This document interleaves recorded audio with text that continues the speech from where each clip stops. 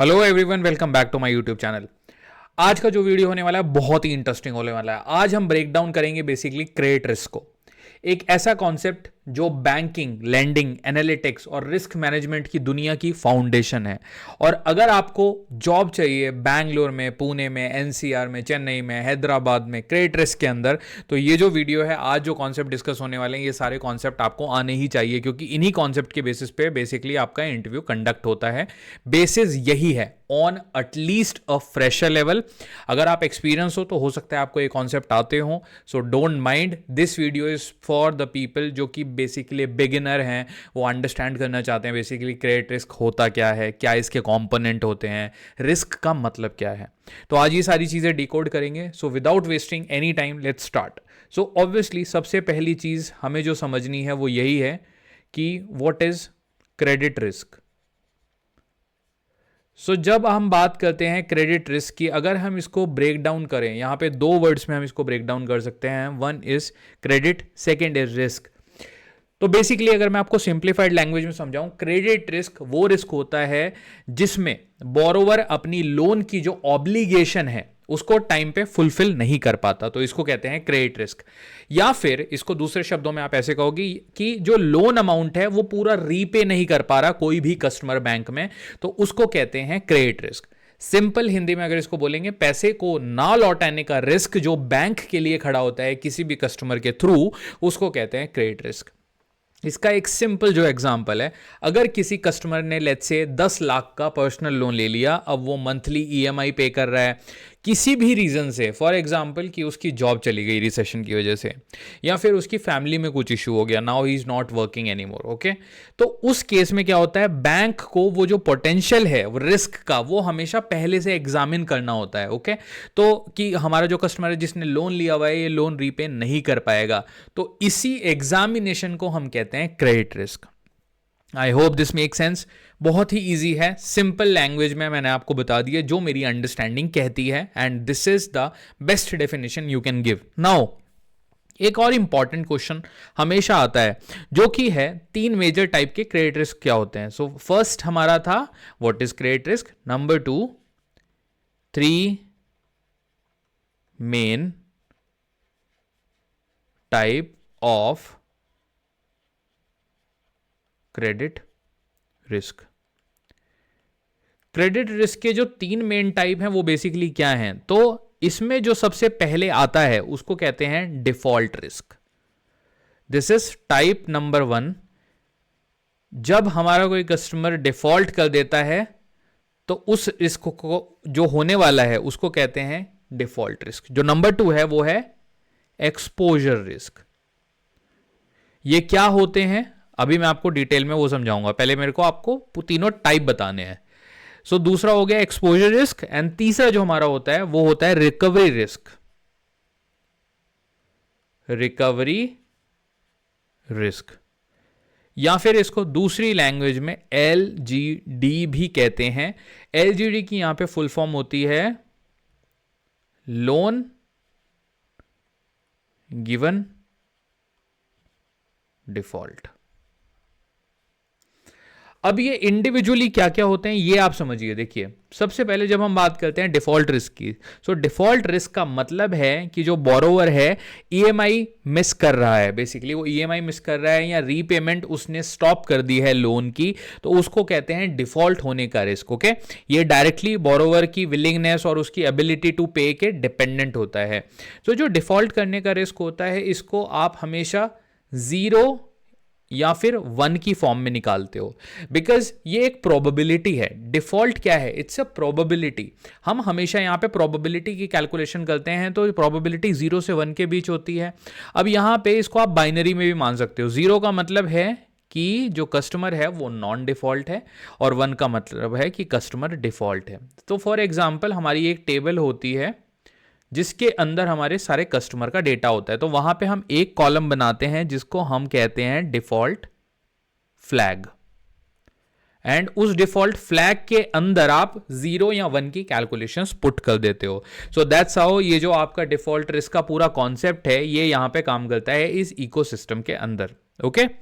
अब जो second type of risk है यहाँ पे क्रेडिट रिस्क के अंदर, वो है एक्सपोजर का रिस्क।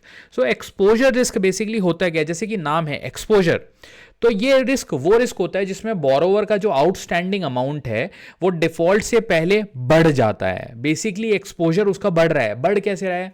ऑब्वियसली आपने एक कस्टमर को जब लोन दिया है तो उसको आपने एक कैपिटल अमाउंट दिया है, लेकिन कैपिटल के ऊपर इंटरेस्ट भी तो लग रहा है।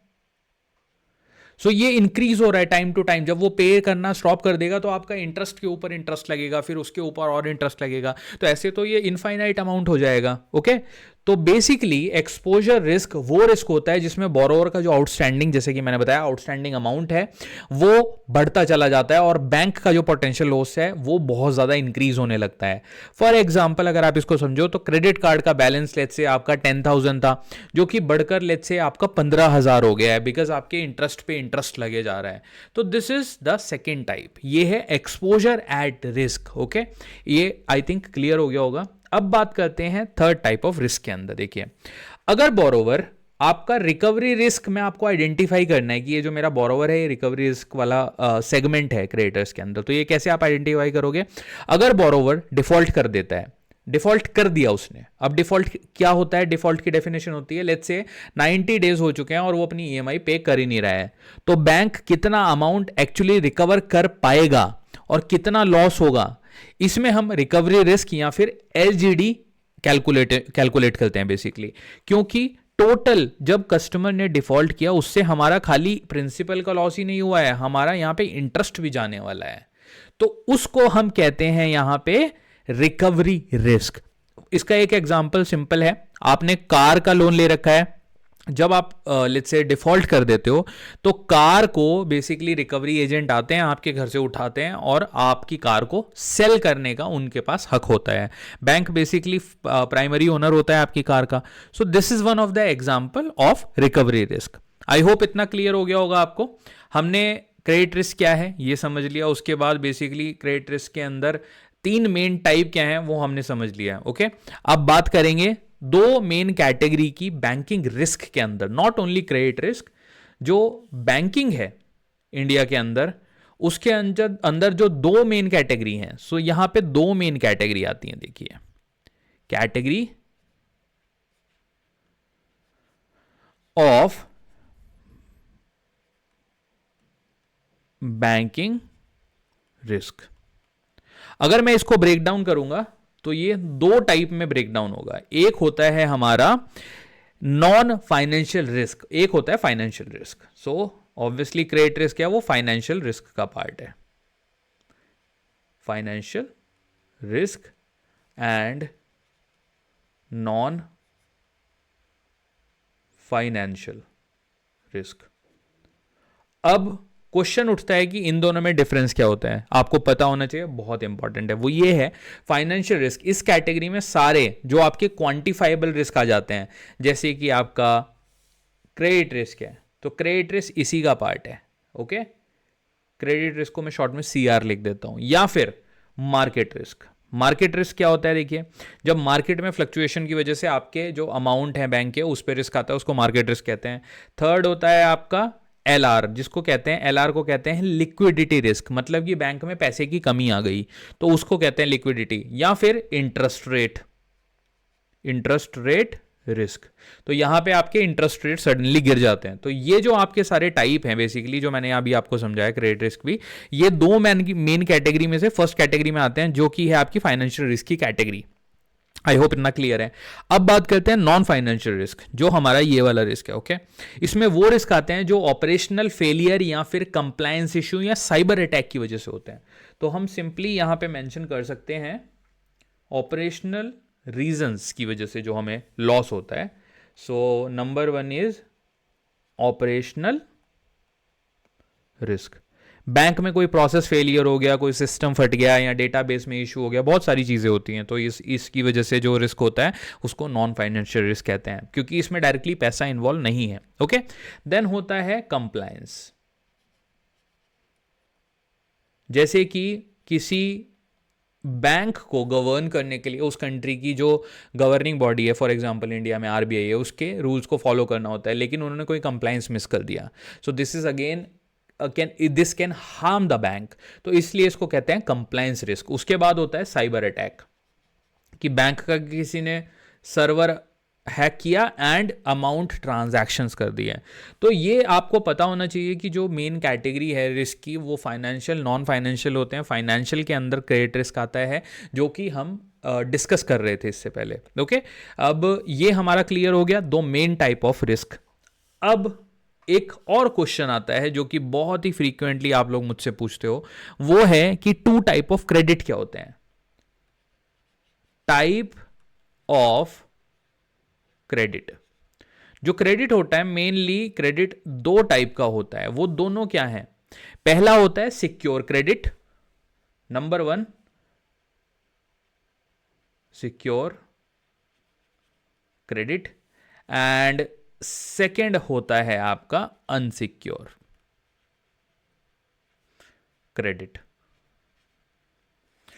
अब देखिए सिक्योर क्रेडिट क्या होगा, बहुत ही इजीली इसको समझते हैं। देखिए लोन जिसमें कोलैटरल दिया हुआ है, जिससे बैंक का जो रिस्क है वो सिग्निफिकेंटली रिड्यूस हो जाता है। फॉर एग्जांपल होम लोन या फिर ऑटो लोन, दोनों ही केस में आपके पास अगर घर है तो आपका जो ये घर है, अगर आपने लोन पे नहीं करा तो बैंक इसको बेच देगा। ओके, देन सेकेंड थिंग है आपकी कार, जो आपने अपनी फैमिली के लिए ली थी, लेकिन अगर आप अमाउंट पे नहीं कर पाओगे तो बैंक इसको भी बेच देगा। तो दोनों ही केस में बैंक का जो लोन है, चाहे वो आपका होम लोन है या फिर आपका कार लोन कह लो इसको, या फिर ऑटो लोन कह लो, अलग अलग टाइप से लोग इसको बुलाते हैं, बट ये जो दोनों है ना, ये दोनों ही आपके सिक्योर प्रोडक्ट्स हैं। ओके, सिक्योर प्रोडक्ट्स क्या होते हैं, जहां पे आपके पास एक कोलैटरल अमाउंट होता है। अनसिक्योर प्रोडक्ट्स की अब बात करते हैं। देखो अनसिक्योर प्रोडक्ट क्या है यहाँ पे, जैसे कि इसका नाम है, लोन जिसमें कोलैटरल की रिक्वायरमेंट नहीं होती, रिस्क ज्यादा होता है, इसलिए इंटरेस्ट रेट भी इसमें काफी हाई होते हैं। फॉर एग्जाम्पल पर्सनल लोन या फिर आपका क्रेडिट कार्ड, पर्सनल लोन या फिर आपका क्रेडिट कार्ड। अब ये अनसिक्योर कैसे है, ये अनसिक्योर ऐसे है, देखो पर्सनल लोन लोग किसी भी चीज़ के लिए ले सकते हैं। उनको फॉरेन ट्रिप करनी है, उनको हनीमून पे जाना है। अब हनीमून पे आप तो घूम के आ गए, तो बैंक तो कुछ नहीं कर सकता ना, आपके हनीमून को तो नहीं वो बेच सकता, राइट। तो इसलिए वो जो प्रोडक्ट है बैंक के लिए वो है अनसिक्योर, इसलिए इसमें इंटरेस्ट रेट हाई होते हैं हमेशा। आप देख लेना, पर्सनल लोन 10 से 12% चल रहा होगा, तो आपका होम लोन चल रहा होगा 8 से 9%। हालांकि इंडिया में होम लोन की काफ़ी हाई है परसेंटेज ऑफ इंटरेस्ट, जो आपकी डेवलप्ड कंट्री है वहाँ पे आपका होम लोन 1-2-3% में मिलता है, बट इंडिया में ऑब्वियसली डेवलपिंग नेशन है तो काफ़ी हाई इंटरेस्ट रेट रहते हैं। अच्छा, come back to the point that unsecure आपका जो क्रेडिट होता है वो सारे इस तरह के प्रोडक्ट होते हैं, जैसे कि जहाँ पे आप कुछ बेच के पैसा वसूल नहीं करते, सिंपल शब्दों में as a bank. Credit card क्या है, क्रेडिट कार्ड से आप पैसे खर्च कर रहे हो, अब आपका क्रेडिट कार्ड बेच के थोड़ी बैंक पैसा रिटर्न कर लेगा। तो इसलिए इन दोनों को कहते हैं unsecure products, and secure products के बारे में मैंने ऑलरेडी आपको बता दिया। तो आज का जो वीडियो था, इसमें हमारा जो मेन एजेंडा था वो क्रेडिट रिस्क को समझना, मेन टाइप क्या होते हैं क्रेडिट रिस्क के, देन क्रेडिट क्या होता है, देन रिस्क क्या होता है, बैंक को ये सारी इतनी चीज़ें करनी क्यों पड़ती हैं, बैंक बेसिकली इतनी सैलरी क्यों पे कर रहा है, जो कि क्रेडिट रिस्क एनालिस्ट हैं, बिजनेस एनालिस्ट हैं। आज वो आपको आई थिंक सब क्लियर हो चुका होगा। तो ये था एक professional and easy to understand explanation of credit risk, इसका इंपॉर्टेंट कंपोनेंट और क्रेडिट रिस्क के मेजर टाइप क्या होते हैं। अगर आप क्रेडिट रिस्क एनालिटिक्स, बैंकिंग में करियर या फाइनेंस में करियर बनाना चाहते हैं, या इसके कॉन्सेप्ट्स को अगर आप देखना चाहते हो, तो मेरे चैनल पे ऐसे बहुत सारे वीडियो हैं जो कि आप लोग गो थ्रू कर सकते हो। ओके, तो इसी नोट पे आप लोगों से सिर्फ ये कहना चाहूँगा कि मेरे एफर्ट के लिए इस वीडियो को लाइक करिएगा, अपना कमेंट करके बताइएगा इफ़ यू लाइक इट और you have any other opinion, and subscribe ज़रूर करिएगा। तो इसी नोट पे आप लोगों को कहता हूँ ऑल द बेस्ट, आपसे मिलूंगा अगले वीडियो में। Thank you so much guys, and please subscribe to my YouTube channel. Thank you.